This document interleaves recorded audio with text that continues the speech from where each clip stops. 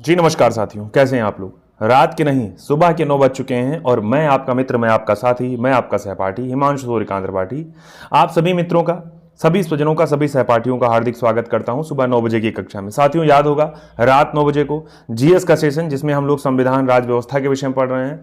वहीं सुबह 9 बजे का सेशन करंट अफेयर के वार्षिकांक को जनवरी माह से लेकर के आगे आने वाली आपकी जो परीक्षा यूपीपीसीएस आरओ एआरओ की आने वाली जब तक परीक्षा लगभग 6 महीने का, तब तक हम लोग कवर कर लेंगे चीज़ों को। 6 महीना जब जो भी होगा समय, चीज़ों को हम लोग कवर करने का काम करेंगे। हाँ, ये है कि आप सभी साथी जो लोग नियमित सेशन में उपस्थित होते हैं जरूर उपस्थित होइए। आज का सेशन भी रोज की तरह बहुत इंपॉर्टेंट होने वाला है साथियों, ठीक बात है ना। तो सभी लोग तैयार हो जाइए मेरे साथ और सेशन को शेयर कर लीजिए, ठीक बात है। शेयर कर लिए और जुड़ते ही वीडियो को लाइक कर लीजिए, ठीक है ना। चलिए साथियों, मैं फिर कह रहा हूं ये सेशन उनके लिए बहुत इंपॉर्टेंट है जो अभी तैयारी में नए नए फ्रेशर हैं। दूसरा, अगर आपने इससे पहले करंट अफेयर कहीं नहीं पढ़ा है तब भी आपके लिए इंपॉर्टेंट है। आपने पढ़ा है तब भी, क्यों? क्योंकि अगर आपने पढ़ा है तो आपको एनालिसिस होना चाहिए कि आपको याद है या नहीं, एग्जाम में आएगा क्या आप कर पाएंगे या नहीं। और दूसरी बात, अगर आपके लिए ऐसा है तैयार भी है तो क्या दिक्कत है आपको, मात्र 15 क्वेश्चन ही तो हैं, 10 ही क्वेश्चन तो हैं, ठीक बात है ना। तो स्टार्ट करते हैं भाई। अगर स्टार्ट करें तो सीधा हम लोग क्वेश्चन आंसर पे आएंगे। याद करिए कल लास्ट में एक क्वेश्चन पर हम आपको छोड़ के गए थे, जो लिखा हुआ है, यहां लिखा हुआ है चंद्रमा पर पहुंचने वाला अब तक का 5वां देश कौन सा बना है, यानी विश्व की स्थिति पूछ रहा है। ये आपका वैश्विक स्तर का करंट अफेयर है आपका। तो पूछ रहा है वैश्विक स्तर में चंद्रमा पर पहुंचने वाला विश्व का 5वां देश कौन सा बना है। तो आपने उत्तर भी दिया था, कई विद्यार्थी ऐसे जिन्होंने नहीं दिया था, तो मैं चाहूंगा अब आप लोग उत्तर उसका दिया करिए साथियों, ठीक है ना। तो इसका उत्तर मैं बोल दूं, इसका उत्तर जो हो जाएगा वो हो जाएगा जापान के विषय में। ये करंट अगर आप देखेंगे तो ये जनवरी माह का करंट है, ठीक है ना, यानी जनवरी 2024 का करंट है, जिसमें 5वां देश बन गया था चंद्रमा पर जाने वाला जापान। याद करिए जापान के विषय में अगर यहां हम चर्चा करें साथियों, तो जापान जो है, एक सेकेंड और प्रयास कर रहा हूं आपके लिए चीजें बेहतर करने का। जापान जो है, इसकी स्पेस एजेंसी का नाम है जाक्सा। याद करे रहिएगा, पूछा जा सकता है आपसे कि बताइए जाक्सा किस देश की रिसर्च कंपनी है, या आपसे पूछ सकता है स्पेस रिसर्च, या आपसे पूछ सकता है नासा किस देश की है। तो आप आते हैं नासा संयुक्त राज्य अमेरिका की, जाक्सा यूएस जापान की, वहीं आपकी इसरो जो हो रही है वो भारत की। कैसी संस्था है वो? है आपकी स्पेस रिसर्च ऑर्गेनाइजेशन, यानी कि इंडियन स्पेस रिसर्च ऑर्गेनाइजेशन जिसको कहते हैं। वैसे ही नासा भी स्पेस अंतरिक्ष रिसर्च की संस्था है अमेरिका की, वहीं जाक्सा जापान की। साथियों जापान के विषय में आपको पता होगा, जापान की राजधानी क्या है? जापान की राजधानी है टोक्यो। क्या नाम है? जापान की राजधानी है टोक्यो। अभी विश्व मानचित्र जब हम लोग चर्चा करेंगे तो वहां जापान को हम लोग पढ़ने का काम करेंगे। हाँ, आइए जापान पे अगर हम मैप में चलें, चीजों को देखें, यहाँ देखिए ये है वैश्विक मानचित्र। और विश्व के मानचित्र में जब आप पढ़ना शुरू करेंगे यहाँ पर, तो आप पहुंचेंगे किसके विषय में? यहाँ सबसे लास्ट में आपको मिलेगा इधर दक्षिणी अमेरिका, पश्चिम में आपको नीचे वो नीचे दक्षिणी अमेरिका, ऊपर उत्तरी अमेरिका। ये ग्रीनलैंड वाला हिस्सा है जो उनकी डेनमार्क का अधीन। यहाँ बात करते हैं अगले की, तो ये आपको मिल जाएगा अफ्रीका महाद्वीप। आगे बढ़ेंगे आप तो आपको मिल जाएगा यहाँ पर, इसके बाद जस्ट मिलेगा आपको यहाँ पर ये मिलेगा यूरोप महाद्वीप, और यूरोप के बाद आपको मिलेंगे तो एशिया महाद्वीप, ऐसे मिल जाएगा, ठीक बात है ना। यानी रूस के विषय में तो रूस का आधा हिस्सा एशिया में, आधा हिस्सा यूरोप में है, और वहीं आपको दक्षिण में ऑस्ट्रेलिया मिल जाएगा और उत्तर में अंटार्कटिका मिल जाएगा। अब ध्यान से देखिए, बात करते हैं अगर किसकी? जापान की। तो यहाँ मैप में आइए, देखिए जापान, यानी जब प्रशांत महासागर को आप देखना शुरू करेंगे, भारत अपना देखेंगे, तो आपको देखना है भारत के किस दिशा में? आपको देखना है भारत से पूरब की दिशा में, ठीक है ना, या उत्तर पूर्व की दिशा में आप देखेंगे। तो ये देखिए आप यहीं चीन जाएंगे, चीन के आगे बढ़ेंगे तो आपको ये मिलेगा येलो सी यानी पीला सागर, और उसके जस्ट आगे आपको मिलेगा साउथ कोरिया, और साउथ कोरिया के आगे आपका जापान देश मिल रहा है जिसकी राजधानी का नाम है टोक्यो। ये बेसिक बात मैंने कहा समझ के लिए ऐसी कि पूछ सकता है भारत के किस स्थिति में जापान की स्थिति, यानी भारत से किस ओर जापान की स्थिति, तो आप बता सकते हैं भारत से सर उत्तर पूर्व दिशा में जापान आपका स्थित देश है, जो कि उत्तरी कोरिया और दक्षिणी कोरिया का पड़ोसी देश है, ठीक है ना। नेक्स्ट क्वेश्चन पे आए, इससे पहले आप लोग सेशन को शेयर कर लीजिएगा, क्योंकि ये सेशन आपके लिए मोस्ट इंपॉर्टेंट होते हैं भाई, जो आपके बीच में लाने का प्रयास किया जा रहा है। यहाँ अगर बात करें इसी के साथ चंद्रमा के विषय में, तो भाई याद करिए भारत ने एक अभियान चलाया जिसका नाम चंद्रमा के विषय में, यानी याद होगा चंद्रयान।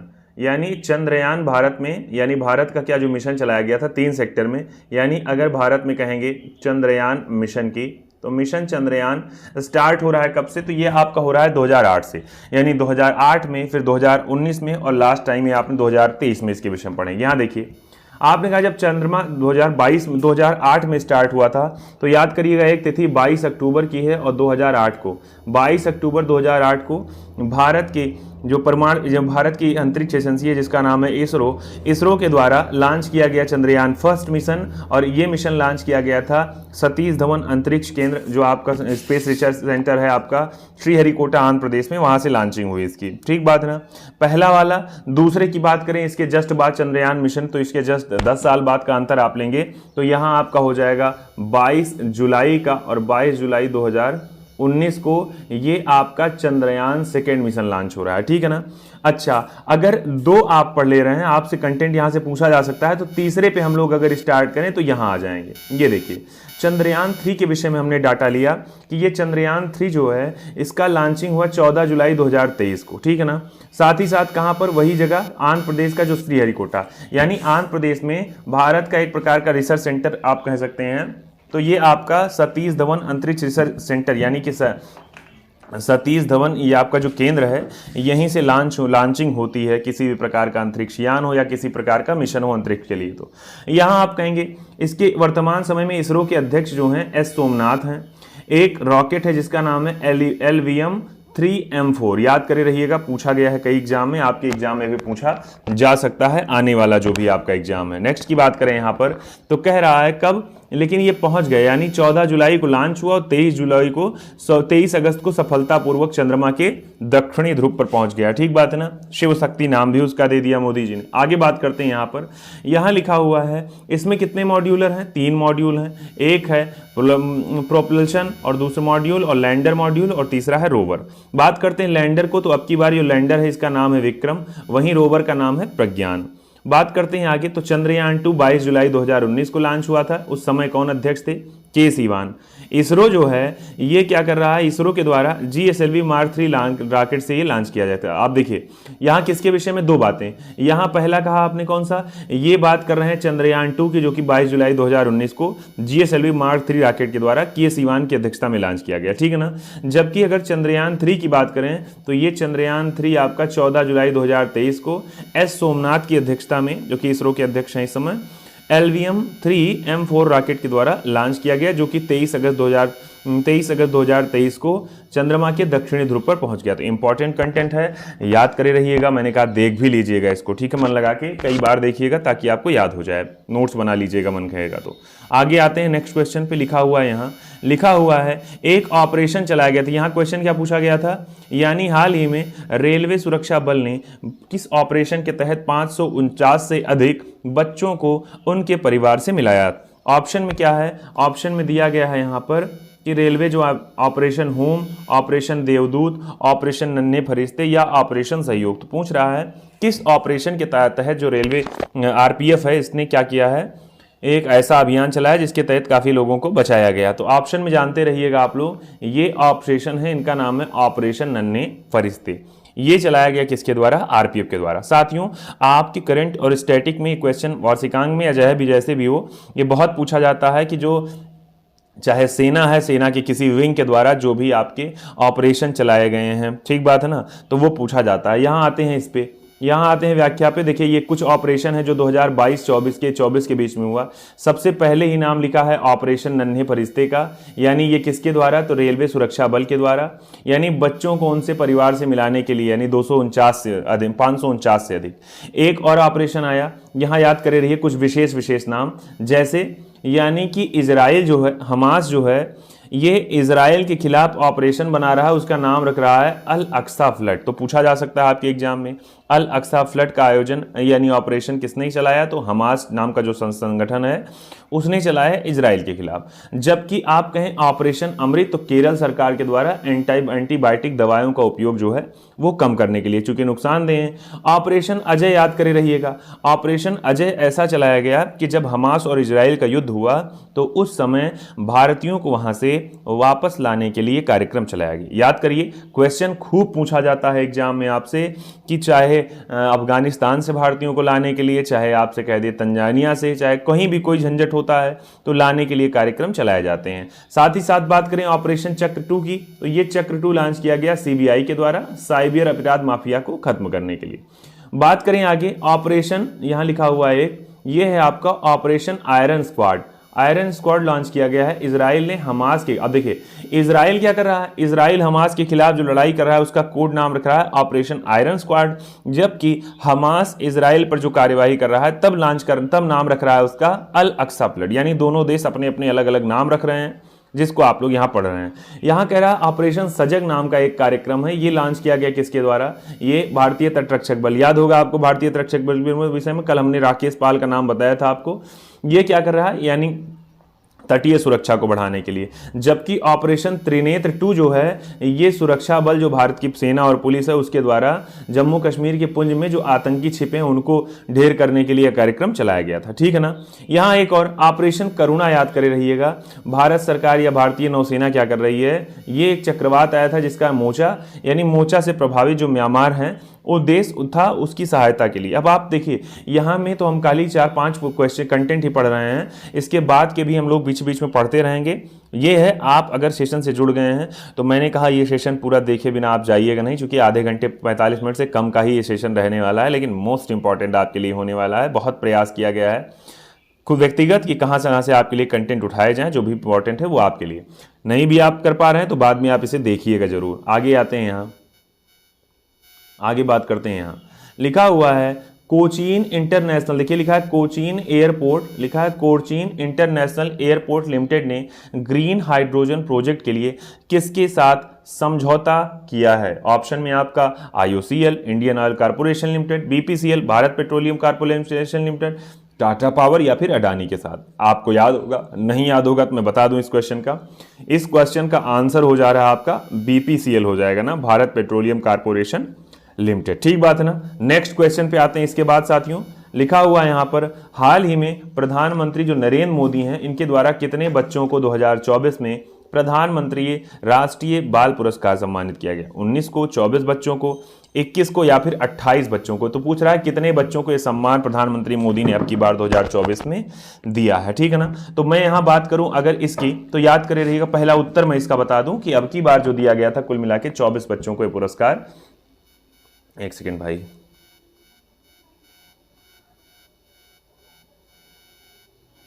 चलिए कहां गया। हाँ, तो पहला प्रश्न यहां देखिएगा जो पूछा गया ये क्वेश्चन, इसमें अब की बार जो दिया गया था 24 नहीं, अब की बार 19 बच्चों को ये पुरस्कार दिया गया था। देखिए यहाँ बात करें अगर प्रधानमंत्री राष्ट्रीय बाल पुरस्कार की, तो भारत में यहाँ पर एक मंत्रालय है जिसका नाम है, देखिए यहाँ नीचे आए तो हम लिखें, यहाँ पर भारत का एक मंत्रालय है जिसका नाम है महिला व बाल विकास मंत्रालय, महिला व बाल विकास मंत्रालय, इसके द्वारा लॉन्च किया गया। यहाँ आप कहेंगे इसके विषय में अगर हम बात करें कुछ और बातें, अभी हाल ही में अन्नपूर्णा देवी यानी जो 18वीं लोकसभा गई हुई उसमें अन्नपूर्णा देवी को इसका मंत्रालय दिया गया है, महिला एवं बाल विकास मंत्रालय का। यानी इसके द्वारा जो कार्यक्रम चलाया जाता है ये चलाया जाता है आपका, ये जो आपका पुरस्कार दिया जाता है ये 25 जनवरी को, जो राष्ट्रीय मतदाता दिवस है यानी गणतंत्र दिवस से एक दिन पहले 25 जनवरी को ये पुरस्कार हर साल प्रदान किया जाता है, प्रधानमंत्री राष्ट्रीय बाल पुरस्कार। यानी जो बच्चे बड़ा साहस का परिचय देते हैं किसी भी क्षेत्र में तो उसको उनको दिया जाता है पुरस्कार। नेक्स्ट पे आते हैं, यहाँ क्वेश्चन लिखा है राष्ट्रीय खेल पुरस्कार 2023। अब देखिए यहाँ कुछ पुरस्कार भी हमने शामिल कर लिए, इंपॉर्टेंट है, पूछा जाता है आपके एग्जाम में, पूछा जा सकता है। देखिए यहाँ क्या लिखा है, सबसे पहले राष्ट्रीय खेल पुरस्कार जो 2023 में आया, सबसे मेन नाम याद करिए जिसका नाम पहले राजीव गांधी खेल रत्न पुरस्कार हुआ था सबसे बड़ा, ये दिया गया आपकी बात 2 लोगों को दिया गया था, एक चिराग शेट्टी बैडमिंटन खेलने वाले, दूसरे सात्विक साईराज भी बैडमिंटन खेलने वाले। ये क्वेश्चन याद करिएगा, मोस्ट इंपॉर्टेंट। अगर कुछ और बात करें अर्जुन पुरस्कार कितने लोगों को, तो अब की बार 26 लोगों को अर्जुन पुरस्कार दिया गया। यहाँ और बात करें दूसरी, तो यहाँ लिखा है द्रोणाचार्य पुरस्कार नियमित श्रेणी में 5 लोगों को, वहीं आगे बात करें और कि द्रोणाचार्य पुरस्कार लाइफ टाइम श्रेणी में कुल 3 लोगों को, और ध्यानचंद पुरस्कार 2023 में कुल 3 लोगों को। तो यहाँ आप सबसे मेन जानते रहिएगा, अर्जुन पुरस्कार 26 को और मेजर ध्यानचंद पुरस्कार 2 लोगों को, बाकी वाले भी आपको जानने हैं लेकिन पहले में आपको इसे जानना है।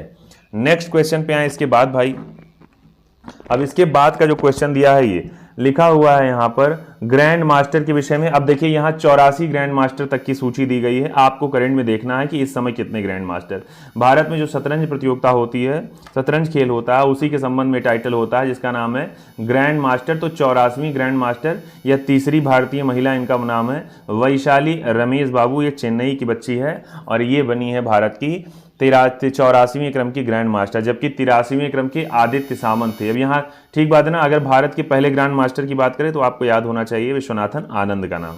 यहाँ कुछ और बात, राष्ट्रीय खेल पुरस्कार लिखा हुआ है, उनके कुछ पुरस्कार राशि जैसे लिखा हुआ है राष्ट्रीय खेल पुरस्कार में जो मेजर ध्यानचंद अगर आप लोग मान लीजिए पा गए तो आपको 25 लाख रुपया मिलेगा। अर्जुन पुरस्कार पाएंगे तो 15 लाख, द्रोणाचार्य लाइफ टाइम श्रेणी में तो 15 लाख, द्रोणाचार्य नियमित श्रेणी में तो 10 लाख और वहीं ध्यानचंद पुरस्कार के विषय में तो 10 लाख। यानी सबसे ज्यादा पैसे वाला राशि वाला पुरस्कार इसमें दो हैं, यानी इसमें एक है जिसका नाम है मेजर ध्यानचंद पुरस्कार, जो कि अब की बार सात्विक साईराज और चिराग शेट्टी को दिया गया, जो कि बैडमिंटन के खिलाड़ी हैं। ठीक है ना, याद होगा अर्जुन पुरस्कार मोहम्मद शमी को दिया गया था, बाकी साथ में उनके कई और लोग हैं। देख रहे हैं इसमें कितने लोग हैं, 26 अन्य लोगों को, यानी कुछ कुल मिलाकर 26 लोगों को दिया गया था ये पुरस्कार। अगले पे आते हैं भाई, यहाँ हाल ही में लिखा है केपीपी नंबियार पुरस्कार से किसे सम्मानित किया गया। अब केपीपी पूछ रहा है सिवान को, विक्रम साराभाई को, श्रीधर सोमनाथ को, पी वीरा मुथुवेल। यानी इसका अर्थ है ये पुरस्कार वैज्ञानिक सेक्टर में दिया जाता है, केपीपी नंबियार पुरस्कार। और इस क्वेश्चन का उत्तर हम लोग जानेंगे तो क्या हो जाएगा भाई, इस क्वेश्चन का हो जाएगा ऑप्शन आपका एस श्रीधर, यानी श्रीधर सोमनाथ। ध्यान करे रहिएगा, ये वर्तमान समय में इसरो के अध्यक्ष हैं केपीपी नंबियार के विषय में, तो ये इसरो के वर्तमान समय में अध्यक्ष हैं। यहां अगर कुछ और बातें करें हम आपसे, जैसे यहां मैं बात करूं आपसे, इसका नाम है ISRO। अगर इसरो के विषय में आप करेंगे तो इसकी स्थापना हो रही 15 अगस्त 1969 को। एक व्यक्ति है जिनका नाम है विक्रम साराभाई, इन्हीं के द्वारा इसकी स्थापना की जा रही है। साथ ही साथ वर्तमान समय में बेंगलुरु जो आपका कर्नाटक में है, इसकी राजधानी है, ये इसी में मुख्यालय है इसका। और यहाँ आप कहेंगे इसके विषय में कि के सिवान वर्तमान समय में इसके अध्यक्ष हैं। अब इससे कोई सा भी क्वेश्चन पूछ सकता है, कई बार ये तक क्वेश्चन पूछ लेता है इसरो का फुल फॉर्म क्या है, यानी इंडियन स्पेस रिसर्च ऑर्गेनाइजेशन या भारतीय अंतरिक्ष अनुसंधान संस्थान, यही है इसका, या मुख्यालय आपसे पूछ सकता, कुछ भी आपसे पूछ सकता है, मोस्ट इंपॉर्टेंट है। जबकि यहाँ एक नाम और दिया है विक्रम साराभाई का, तो ये Vikram Sarabhai space research centre आपका कहाँ का है, तो ये आपका स्थित है कहाँ पर, केरल में स्थित है ना। तो केरल में स्थित विक्रम साराभाई अंतरिक्ष स्पेस रिसर्च सेंटर। के सिवान, जब चंद्रयान 2 लॉन्च हुआ था तो उसकी अध्यक्षता के सिवान नहीं की थी, यानी उस समय इसरो के अध्यक्ष थे। बात करते हैं आगे, अगला क्वेश्चन लिखा है IIT कौन सा ऐसा है जिसने भारत के सबसे बड़े, लिखा है भारत के सबसे बड़े ड्रोन पायलट प्रशिक्षण सुविधा की शुरुआत की। ऑप्शन में गुवाहाटी, दिल्ली, IIT मुंबई या फिर वाराणसी। ऑप्शन इसके विषय में देखिएगा क्या हो जाएगा इस प्रश्न का उत्तर, जल्दी बताइए भाई।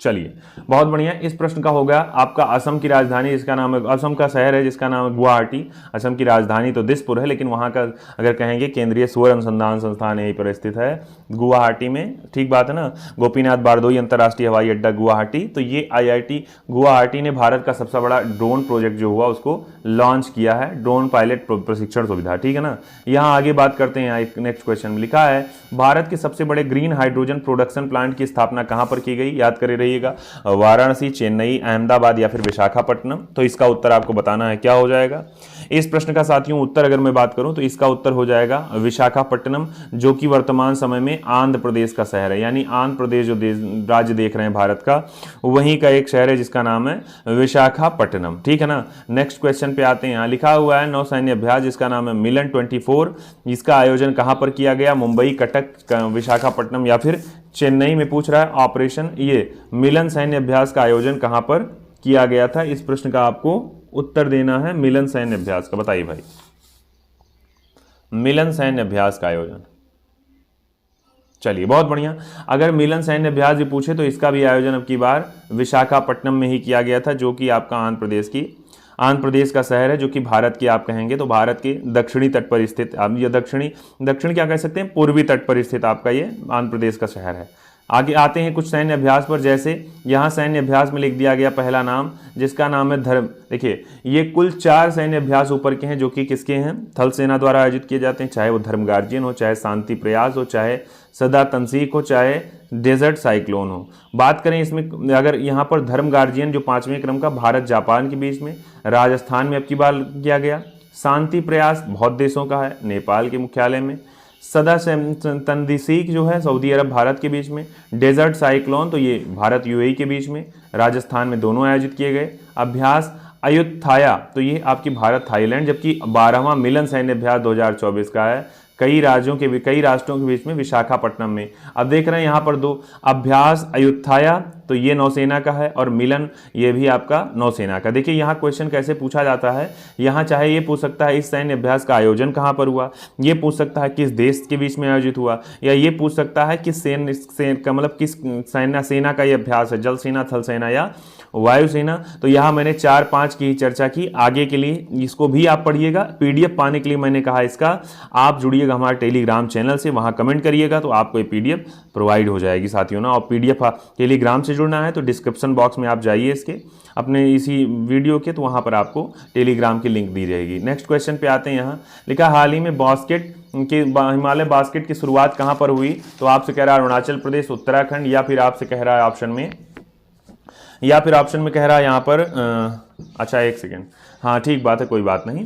हिमालय तो ये इसकी शुरुआत किस राज्य में हुई, तो याद करिएगा इसकी शुरुआत जो हुई है ये हुई है आपकी ऑप्शन नंबर आपका सी, यानी कि उत्तराखंड में हुई। बात करें अगर उत्तराखंड की साथियों, तो यहाँ विधानसभा की 70 सीटें हो रही हैं, जबकि लोकसभा की 5, राज्यसभा की 5 सीटें और राज्यसभा की 3 सीटें और लोकसभा की 5 सीटें हो रही हैं। तो ये आपका है उत्तराखंड। राजधानी आप जानते हैं, उत्तराखंड की राजधानी देहरादून। कुल 13 जिले हैं उत्तराखंड में। वहीं बात करें पुष्कर धामी यहाँ की सीएम हैं, और साथ ही साथ में गुरमीत सिंह, कैप्टन गुरमीत सिंह यहाँ के क्या हैं, राज्यपाल हैं। उत्तराखंड आपको याद होगा, चाहे जिम कार्बेट राष्ट्रीय उद्यान हो, चाहे फूलों की घाटी राष्ट्रीय उद्यान हो, चाहे आपका अलग अलग चीज़ें, यानी आप कुछ भी आप पढ़ना स्टार्ट करेंगे तो बहुत सारे राष्ट्रीय उद्यान। मैंने कहा ये बेसिक स्टार्ट किया है मैंने, तो बहुत ज़्यादा चीज़ें नहीं जोड़ पा रहा हूँ। हाँ, क्यों नहीं जोड़ पा रहा हूँ, चूँकि आप ज़्यादा से ज़्यादा साथियों तक जोड़िए तो ज़्यादा से ज़्यादा मैं और काम करना स्टार्ट करूँगा और चीज़ें आपको बताना स्टार्ट करूँगा, ठीक है ना। तो सेशन थोड़ा सा लंबा भी होना स्टार्ट होगा।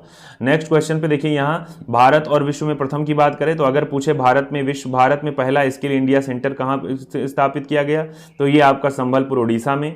बात करें सेमीकंडक्टर लागू करने वाला राज्य तो गुजरात, ट्रैफिक ऑडिट करने वाला पहला राज्य बिहार, समान नागरिक संहिता तो उत्तराखंड, स्पेस में सर्वाधिक समय बिताने वाले तो इनका नाम है ओलेग कोनोनेंको, ये रूस के रहने वाला व्यक्ति हैं। लिखा हुआ है भारत का यूपीआई स्वीकार करने वाला पहला देश यूरोपीय देश फ्रांस हो रहा है। भारतीय सेना की पहली महिला सूबेदार प्रीति रजक। जाति जनगणना शुरू करने वाला दूसरा राज्य आंध्र प्रदेश, पहला आपने को याद होगा बिहार। यहाँ भारत की पहली सौर ऊर्जा संचालित नाव की शुरुआत तो आपका ये हो जाएगा सरयू नदी। नेक्स्ट पे आते हैं, यहाँ पर लिखा हुआ है भारत की 100%, यहाँ देखिए भारत की 100% इलेक्ट्रिक बाइक टैक्सी की शुरुआत असम में, पीएम विश्वकर्मा योजना जम्मू कश्मीर में, और साथ ही साथ में पहला गर्ल्स सैनिक स्कूल स्थापित किया गया है आपका मथुरा में। यहाँ आगे बात करें भारत का पहला डार्क स्काई, लिखा भारत का पहला डार्क स्काई पार्क स्थापित किया गया पेंच टाइगर रिजर्व जो कि महाराष्ट्र में है। अनाथ बच्चों के लिए योजना बनाने वाला पहला राज्य हिमाचल प्रदेश। देश का पहला आर्टिफिशियल इंटेलिजेंस शहर हो रहा है लखनऊ। सियाचिन ग्लेशियर में किसी ऑपरेशनल पोस्ट पर तैनात होने वाली पहली महिला चिकित्सा अधिकारी कैप्टन फातिमा। अगला एक और क्वेश्चन महिलाओं से ही है, जो मंगलयान का रोवर संचालित करने वाली जो पहली भारतीय महिला हो गई, इनका नाम है डॉक्टर अक्षता मूर्ति। साथ ही साथ सियाचिन में कोई महिला अगर चिकित्सा अधिकारी हो रही तो इनका नाम है गीतिका कौल। अब आपने क्या कहा, ये कुछ क्वेश्चन याद करिए, लगभग महिलाओं वाला और राज्यों वाला ये मैंने पिछले वाले सेशन में आपको कराया था बीच बीच में क्वेश्चन। तो मैंने कहा क्या, मैंने कहा जब एक सेशन में आप जुड़ेंगे तब उसकी महत्ता आपको दूसरे सेशन में समझ पाएगी। पहला सेशन अगर आज पहले दिन आप देख रहे हैं तो आज तब अच्छा लगेगा आपको, जब कल वाले सेशन में आएंगे और कई क्वेश्चन आप बता ले जाएंगे तब आपको लगेगा हाँ यार चीजें मेरी तैयार हो रही हैं, ठीक है ना। नेक्स्ट क्वेश्चन पे आते हैं। यहाँ देखिए रेल मंत्री अश्विनी वैष्णव विषय पूछ रहा है, ये राज्यसभा के सदस्य चुने गए थे कहाँ से, यूपी से, मध्य प्रदेश से, असम से, या फिर आपसे कह रहा है ये उड़ीसा से। तो ये राज्यसभा के सदस्य कहाँ से चुने गए थे, तो आपको ऑप्शन में दिया है और इसका उत्तर साथियों हो जाएगा ये जगन्नाथ जी की भूमि ओडिशा से हुए थे ना। यहाँ नेक्स्ट की बात करें अगर किसकी, एक सेकेंड भाई, अगर यहाँ बात करें इनके विषय में, तो अगर यहाँ बात करें आंध्र प्रदेश, अगर यहाँ बात करें हम किसके विषय में दिया है तो ये उड़ीसा की। और राज्यसभा की अगर बात करें तो राज्यसभा जो वर्तमान समय में भारत की है, भारत का संविधान अनुच्छेद आपका 79 में संसद का जिक्र है, जिसमें संसद राज्यसभा, लोकसभा और राष्ट्रपति के द्वारा बन रही है। 80 में उल्लेख आ जाता है राज्यसभा का, यानी अगर कोई व्यक्ति 35 ईयर की आयु पूरा करता है तो वो क्या हो सकता है, वो राज्यसभा का सदस्य बनने के लिए एलिजिबल है। राज्यसभा का सदस्य अगर बनना है तो उसमें आपके चुनाव में शामिल कौन होगा, तो राज्यों की विधानसभाएं इसमें क्या करेंगी, से निर्वाचित जितने सदस्य होंगे वो सब इसमें शामिल होंगे जाके आपके चुनाव में। साथ ही साथ राज्यसभा जो होता है ये उच्च सदन कहा जाता है और एक प्रकार का ये स्थायी सदन है। राज्यसभा का कार्यकाल 6 ईयर का होता है, ठीक बात है ना, और सदस्यों का कार्यकाल 6 ईयर होता है, ना कि राज्यसभा का, इसी वजह से इसको स्थायी सदन कहा जाता है। राज्यसभा में हर 2 ईयर पर 1/3 सदस्य क्या हो जाते हैं, रिटायर हो जाते हैं, तो ये, जबकि राज्यसभा का जो सभापति होता है भारत का, उपराष्ट्रपति होते हैं भारत के सभापति। तो याद करिएगा ये कुछ क्वेश्चन आपको दिए गए हैं राज्यसभा से, ठीक है ना। नेक्स्ट क्वेश्चन पे अगर हम लोग आए यहाँ पर राज्यसभा के बाद अगर, तो वर्तमान समय में अगर राज्यसभा की बात करें तो राज्यसभा में 245 सदस्य संख्या है, जबकि 250 हो सकती है सदस्य संख्या। तो ये सारे क्वेश्चन आपके लिए मोस्ट इंपॉर्टेंट है। यहाँ देखिए नेक्स्ट की बात कर रहे हैं, किस खिलाड़ी को ICC player of the month का अवार्ड मिला, स्टीवन स्मिथ को, जोसेफ शोमार को, या फिर निकोलस पूरन को, या फिर पथुम निशंका को। तो पूछ रहा ICC player of the month, ये पूछ रहा है पुरुष में पूछ रहा है आपसे ना, तो इसको आपको दिया गया था जनवरी में, तो ये दिया गया था किसके लिए, ये शामर जोसेफ को दिया गया था ये पुरस्कार, ICC player of the month का पुरस्कार। देखिए ये क्रिकेट में अगर पूछा गया है तो कुछ बातें यहाँ पर क्रिकेट की बात करें अगर यहाँ पर देखिए कुछ विश्व में पहला है, ये तो लिखा है, ये स्टैटिक जीके का है। पुस्तक मुद्रित करने वाला पहला देश चीन, कागजी मुद्रा चीन ने आई पहली बार, सिविल सेवक परीक्षा में पहला देश चीन ने लॉन्च की, विश्व का पहला धर्म हुआ तो सनातन धर्म जो हिंदू धर्म के नाम से आज जानते हैं आप लोग, भारत पर आक्रमण करने वाला पहला यूरोपीय जो आया वो सिकंदर आया, मैसेडोनिया वाला ना। विश्व में किसी देश की पहली महिला राष्ट्रपति अगर कोई हो रही तो इनका नाम है मारिया एस्टेला रजाबेल, जो कि अर्जेंटीना की, ठीक बात है ना। यानी अगर भारत किसी देश की पहली महिला प्रधानमंत्री तो भंडार नायके जो कि श्रीलंका की थी। भारत विश्व पृथ्वी का मानचित्र बनाने वाला पहला व्यक्ति तो ये हो गया अनेक्जीमेडर। विश्व को संकलन करने वाला प्रथम व्यक्ति तो इनका नाम है एस्पियोसिप्स, एथेंस के। सर्वाधिक उम्र में एवरेस्ट पर चढ़ने कोई व्यक्ति तो ये है रिचर्ड वास। विंबलडन जीतने वाले पहले एशियन व्यक्ति तो उनका नाम है आर्थर एश। साथ ही साथ अगर कुछ और बात अगर कहे साहित्य का पहला नोबेल किसी ने पाया तो ये पाया था प्रुन्थो सली ने। शांति के क्षेत्र में पहला नोबेल जिया हेनरी दुनांत और फ्रेडरिक बासी ने, ठीक है ना। यहाँ यूएसए का पहला राष्ट्रपति अगर कोई बना था तो ये बने थे जॉर्ज वॉशिंगटन, बहुत इंपॉर्टेंट है। ब्रिटेन का पहला प्रधानमंत्री बने थे रॉबर्ट वालपॉप, बहुत इंपॉर्टेंट है ये सब क्वेश्चन। यूएसए जो है संयुक्त राष्ट्र संघ है, यूएन के विषय में तो पूछ रहा है उसकी पहली महासचिव तो ये बने थे ट्रिगवेली जो कि नॉर्वे के थे। आपको कमेंट सेक्शन में लिखा है यूनाइटेड नेशन का इस समय महासचिव कौन है, याद कर लीजिए यूनाइटेड नेशन का इस समय महासचिव कौन है। मैंने कहा यूएन का महासचिव कौन है आपको लिखना है। लिखा शिक्षा को अनिवार्य करने वाला पहला देश प्रथम फुटबॉल विश्व कप जीतने वाला देश उरुग्वे। संविधान निर्माण करने वाला पहला देश अमेरिका, याद होगा अमेरिका का लिखित संविधान है, छोटा सबसे संविधान है, मात्र 7 अनुच्छेद हैं इसमें, ठीक बात है, जबकि भारत के संविधान में 395 अनुच्छेद। पाकिस्तान का पहला प्रथम गवर्नर अगर कह रहा है तो मोहम्मद अली जिन्ना। जबकि आगे एक क्वेश्चन और लिखा हुआ है गुट निरपेक्ष आंदोलन का सम्मेलन का आयोजन स्थल जो हुआ था बेलग्रेड, याद पूछता जाता है भारत की नीति क्या है तो गुट निरपेक्ष की नीति।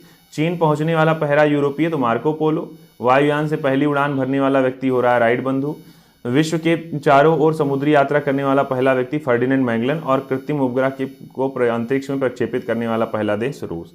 अब ये क्वेश्चन आपके कुछ थे विश्व में पहले के विषय में। साथियों मैं फिर कह रहा हूँ बहुत इंपॉर्टेंट सेशन है आज का। अभी नहीं देख पा रहे हैं बाद में देखिए, देखने के बाद आप चीज़ों को तैयार करिए कि कितना आपको तैयार है कितना नहीं तैयार है, बहुत ज़रूरी है आपके एग्जाम के लिए। आगे और आते हैं ये 2 क्वेश्चन, इन 2 क्वेश्चंस का उत्तर आपको कमेंट सेक्शन में लिखना है, चाहे भारत के पहले स्किल इंडिया सेंटर का और दूसरा सैन्य अभ्यास शांति प्रयास जो है इसका आयोजन कहाँ किया गया। ये दोनों क्वेश्चन आप लोग स्क्रीनशॉट कर लीजिए, स्क्रीनशॉट कर लीजिए। इन दोनों क्वेश्चन का उत्तर आपको कमेंट सेक्शन में देखना है। मैंने फिर कहा साथियों आपके लिए बहुत मोस्ट इंपॉर्टेंट है, सभी साथियों को इस सेशन से जोड़िए, सभी साथियों को बुलाइए। आपकी आने वाली जो अपकमिंग एग्जाम्स हैं आपको बहुत ज़रूरी है करंट अफेयर का वार्षिकांक तैयार होना, चूँकि सबसे टिपिकल विषय, सबसे आसान भी यही है, सबसे कन्फ्यूजिंग और सबसे कठिन भी यही है ना। तो अगर रेगुलर जुड़े रहेंगे तभी आप चीज़ों को जोड़ पाएंगे, तभी आप सही से समझ पाएंगे। खास करके डेली करंट अफेयर से ज़्यादा जरूरी होता है करंट अफेयर का वार्षिकांक। क्यों? क्योंकि डेली बाकी करंट अफेयर आप जितना ज़्यादा से ज़्यादा पढ़ते जाते हैं उतना ही आपका भूलता जाता है ना। तो रिवीजन में आइए आप लोग, वार्षिकांक पे आइए, ठीक बात है ना। ये विश्व का मानचित्र है। विश्व का मानचित्र मैंने तमाम बातें आपको बताई थी, फिर से आपके विषय में यहाँ ध्यान करा रहा हूँ आपको। भारत के विषय में ही देखिए, तो यहाँ भारत के विषय में कई बातें, जैसे भारत के पश्चिम में आपको मिलेगा, उत्तर पश्चिम में पाकिस्तान, और ऊपर आप जाएंगे तो यहाँ मिल जाएगा आपको अफगानिस्तान, ठीक बात है ना, यहाँ अफगानिस्तान मिल जाएगा। यहाँ आप कहेंगे आपको चीन, फिर यहाँ भूटान, नेपाल, पूर्व में जाएंगे म्यांमार, बीच में बांग्लादेश, नीचे श्रीलंका, इधर मालदीव, और इधर आप कहेंगे तो इंडोनेशिया, ठीक है ना।